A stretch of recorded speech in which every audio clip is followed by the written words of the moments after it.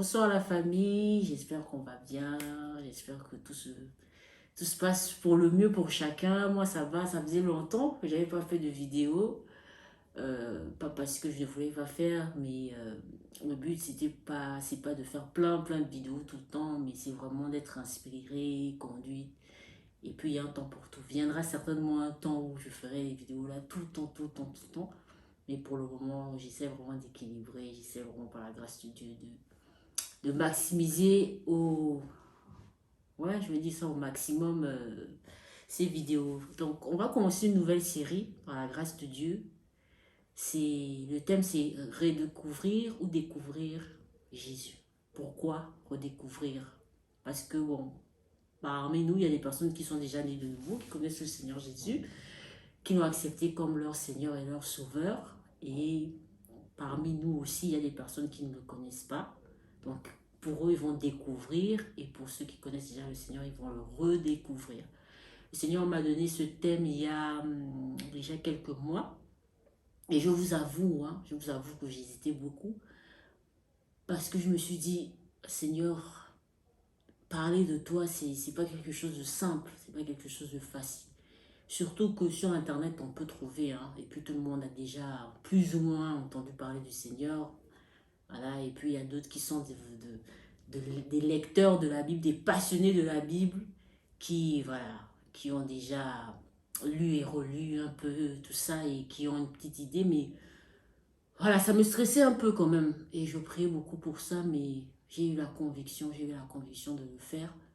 Et je prie que la grâce de Dieu soit en partage et que cette même grâce aussi vous touche. Et je disais, découvrir et redécouvrir le Seigneur Jésus, je pense que c'est quelque chose qui est très important. C'est quelque chose qui est très important euh, parce que aujourd'hui, comme je disais, on a accès aux réseaux sociaux, on a accès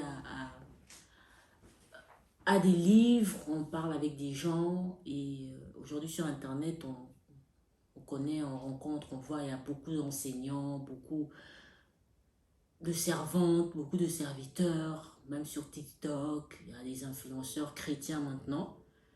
Et c'est pas mauvais, moi je critique pas, je dis pas que c'est une mauvaise chose, mais c'est un peu comme quelqu'un qui est assis quelque part et la personne entend beaucoup de voix. C'est-à-dire qu'il y a des voix, c'est un peu comme au marché.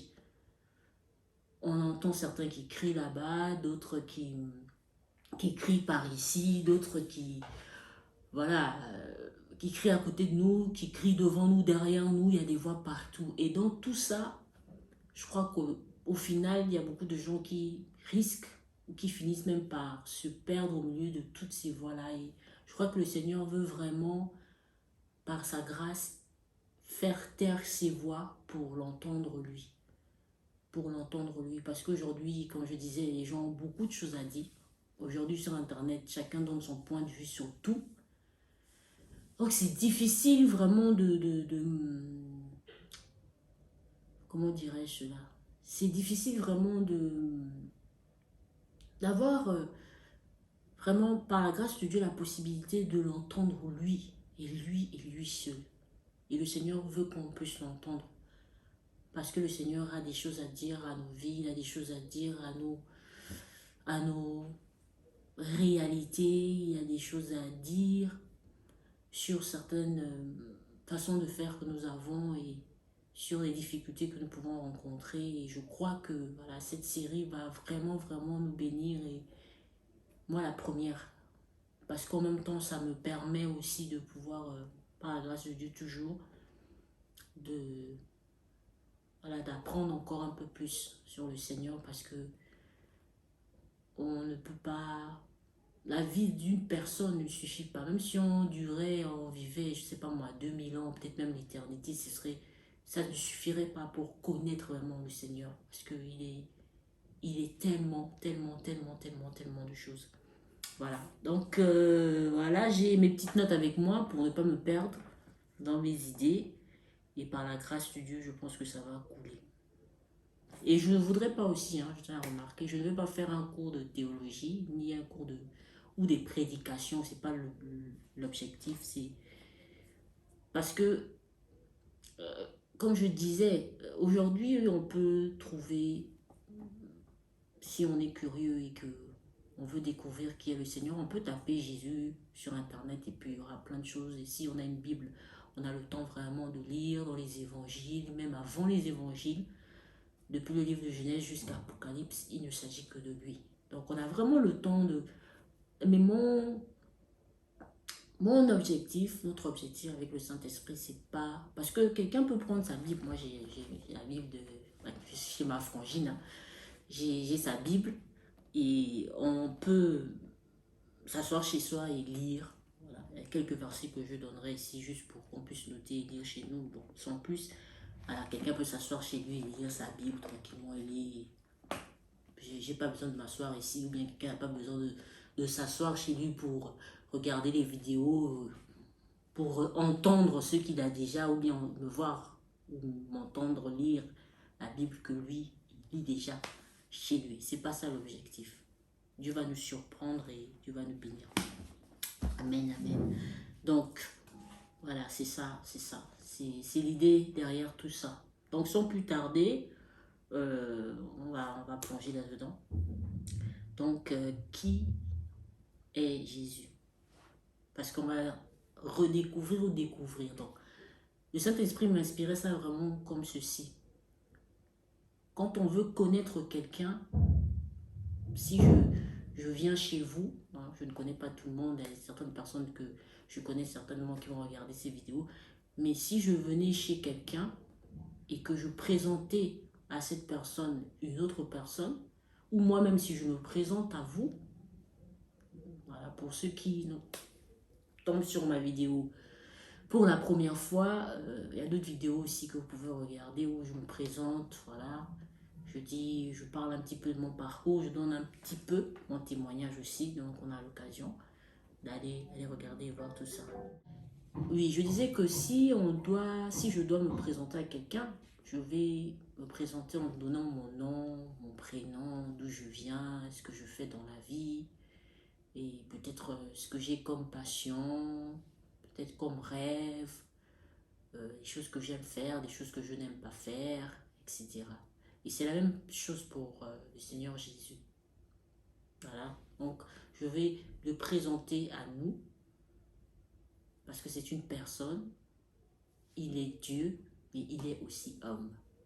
Et je crois et je sais qu'il y a beaucoup de personnes, voilà, comme je disais, qui lisent beaucoup la Bible, même des théologiens parmi nous, des passionnés de la parole de Dieu, des passionnés de l'histoire, qui pourront peut-être, avec plus de données, d'informations, présenter vraiment le Seigneur. Mais moi, je veux le faire le plus simplement possible, pas pour diminuer qui il est. Et la personne de Jésus est Dieu. C'est une personne et il est Dieu en même temps. C'est ce qui est merveilleux, c'est ce qui est glorieux avec lui. Et il s'appelle Jésus, ce qui veut dire simplement Dieu sauve. Donc son nom déjà nous indique qui il est, quel type de personne il est, et quel type de Dieu il est, quel est son caractère. Rien que son nom, Jésus, Dieu sauve. Et Jésus est venu sur la terre des vivants de manière surnaturelle, de manière exceptionnelle, de manière extraordinaire. Pour les lecteurs de la parole de Dieu, on trouve ça dans les évangiles, dans le livre de Matthieu, même dans le livre de Jean aussi. On a une idée de comment le Seigneur Jésus est venu sur la terre des vivants et qui il est au-delà d'être une personne, il est aussi Dieu. Donc j'ai quelques références avec nous. Dans Jean chapitre 20, le verset 31, on nous dit « Afin que vous croyiez que Jésus est le Christ, le Fils de Dieu, et qu'en croyant vous ayez la vie par son nom. » Donc dans Jean chapitre 20, verset 31, on nous dit ça. On nous dit que Jésus est le Christ, le Fils de Dieu, et qu'en croyant vous ayez la vie par son nom. J'ai dit tout à l'heure que Jésus veut dire Dieu sauve. N'est-ce pas merveilleux? Donc il y a une personne dont le nom c'est Jésus et qui est un homme et qui est Dieu et qui est venu pour sauver. Il est venu pour sauver. Il n'est pas un prophète parce qu'un prophète ne peut pas sauver quelqu'un. Un prophète reste un homme. Un prophète reste limité. Un prophète peut faire des miracles. Un prophète peut faire des choses, être adulé par des foules, peut aller dans les maisons des rois. Mais un prophète ne sauve pas. Jésus sauve.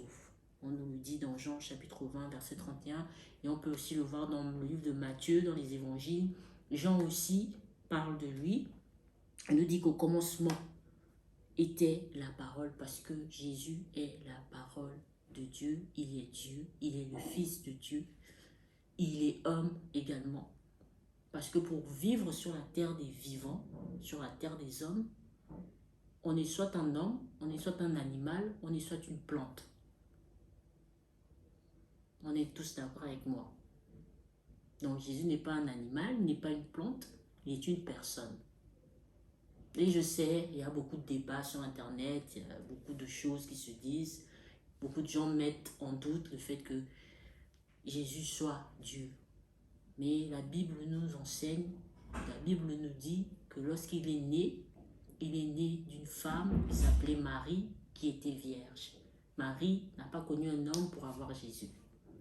C'est la puissance de Dieu, par l'Esprit de Dieu, qui est venu sur Marie.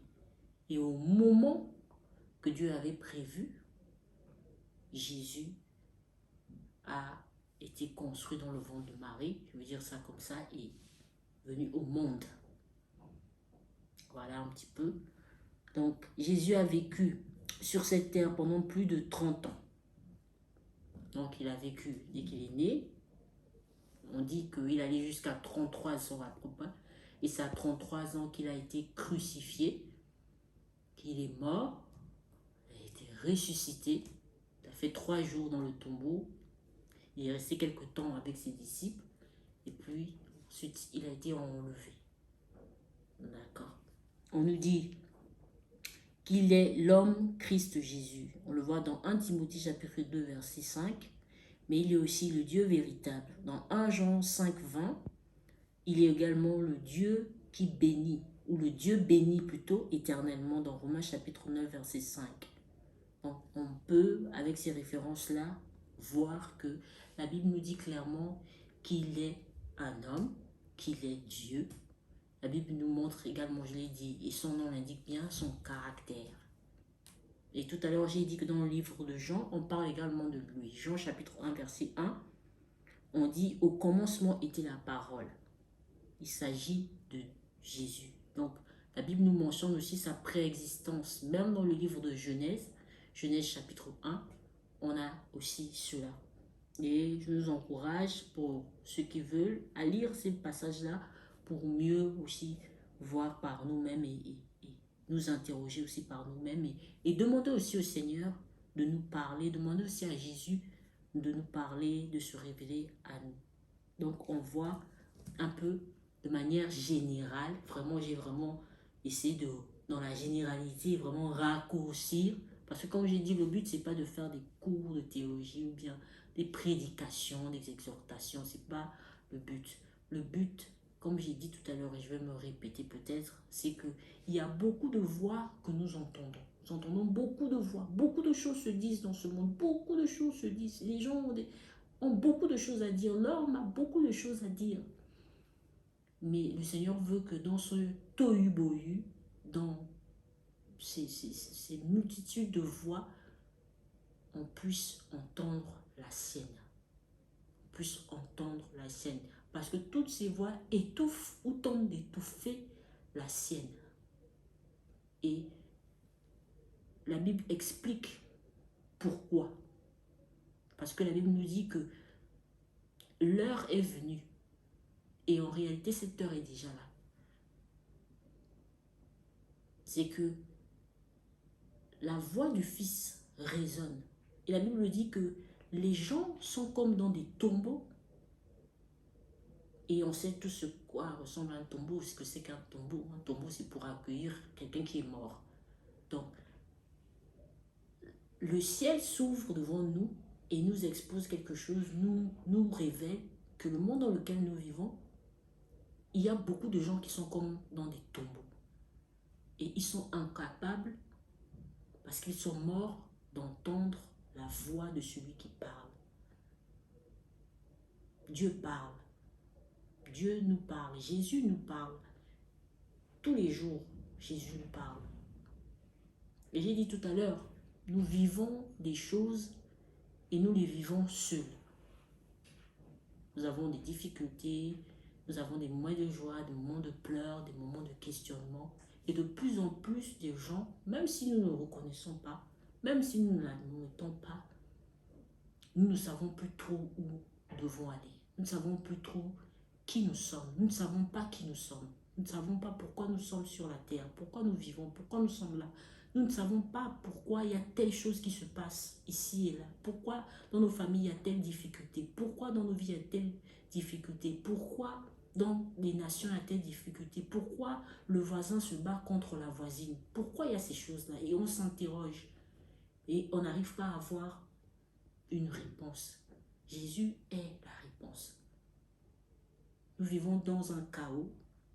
Et dans ce chaos-là, Jésus veut nous donner d'entendre sa voix pour que non seulement on puisse le connaître, mais aussi se connaître soi-même et savoir pourquoi nous sommes sur la terre et où nous allons. En tout cas, où est-ce que nous devons, où est-ce qu'il nous encourage à aller, à marcher. Parce qu'on ne veut pas. Moi, personnellement, un jour, je vais me marier, je vais avoir des enfants.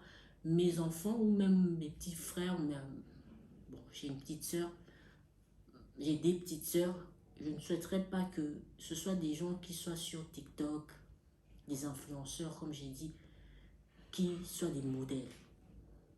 Non, parce que l'influenceur, il est comme moi. Il a des questions, il a des difficultés qu'il vit.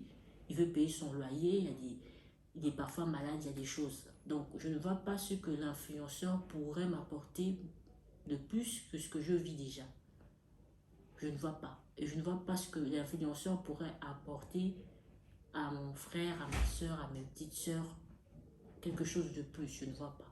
Mais Jésus apporte quelque chose de plus. Cette chose, c'est comme je l'ai dit, le fait d'entendre sa voix, ça nous permet de le connaître lui et de nous connaître nous et de savoir où est-ce que nous allons. Parce que quelqu'un ne peut pas vivre sur la terre sans avoir une vision. C'est pas possible. Les gens travaillent dur, se sacrifient leur famille, sacrifient leur temps. Parce qu'ils ont des visions. Ils veulent atteindre des objectifs.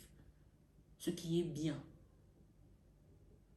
Donc, en plus forte raison pour ceux-là qui se demandent qu'est-ce que je fais sur la terre, pourquoi je suis venu sur la terre, comment vivre une vie où je n'ai plus à me rabaisser, où je n'ai plus à vendre mon corps.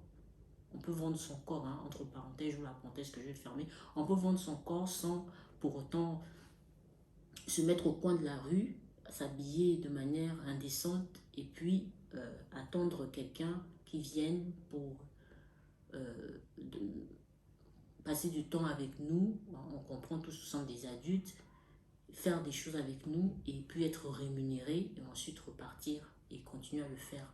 On peut vendre son corps aussi en vivant plusieurs relations sans être marié légalement.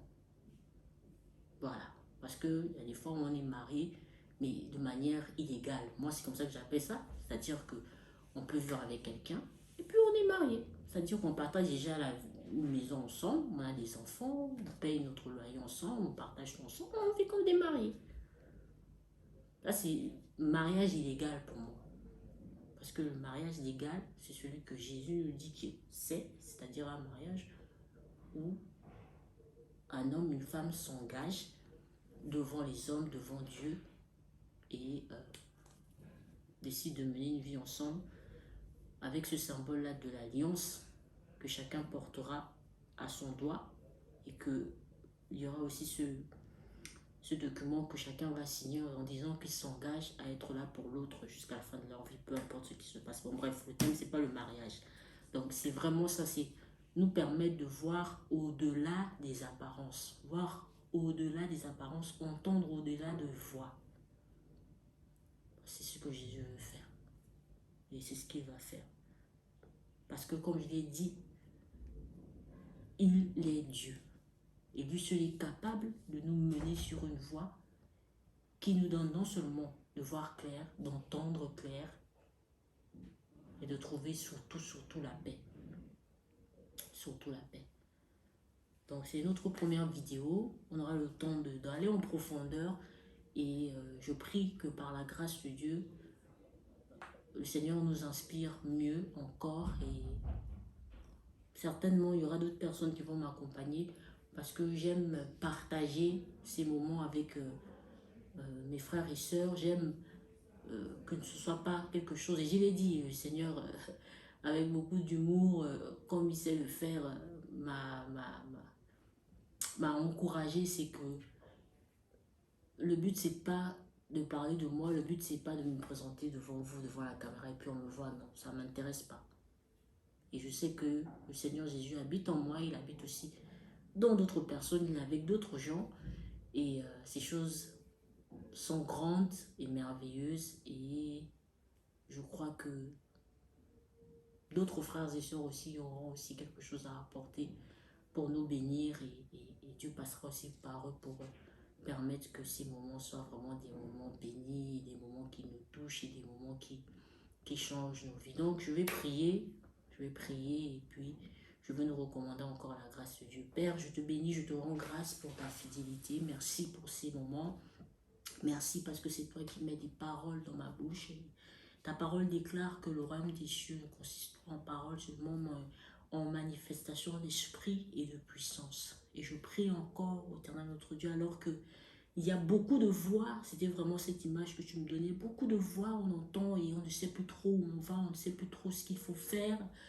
On va de lieu en lieu, on va d'église en église, on va de serviteur de Dieu en serviteur de Dieu. D'autres même ne savent pas, ne connaissent pas qui tu es, n'ont jamais entendu parler de toi, mais sur ces vidéos, sur cette chaîne YouTube, tu veux rencontrer tout le monde. Tu veux rencontrer tout le monde. Et je prie encore dans le nom de Jésus que ta puissance puisse encore agir en faveur de tous ceux-là qui regarderont ces vidéos, ces séries de vidéos. Je prie que la sagesse divine soit notre partage, nous qui sommes derrière, si je peux dire ainsi, nous qui nous présentons devant ces personnes pour parler de ta part. Je prie également que toutes les personnes qui vont, au Seigneur, écouter, regarder cette vidéo, soient touchées dans leur cœur, soient touchées dans leur corps. Seigneur, que quelque chose se passe dans le nom de Jésus, que ta puissance, Père, qui, oui, témoigne, et que ton amour également qui témoigne de qui tu es, Père, soit encore le partage de chacun. Merci de bénir également celle que tu m'as donné d'avoir pour m'encourager, me motiver, qui prend de son temps, Seigneur, pour m'aider vraiment à mettre en place ces vidéos. Tous ceux qui sont en back-office aussi, Seigneur, je te bénis, je te rends grâce pour leur vie. Merci pour ta fidélité, merci pour ton amour. Au nom de Jésus, j'ai ainsi prié et je dis Amen. Donc, merci la famille. On se revoit d'ici là. Que Dieu nous bénisse et puis je dis bonne soirée. Bye bye.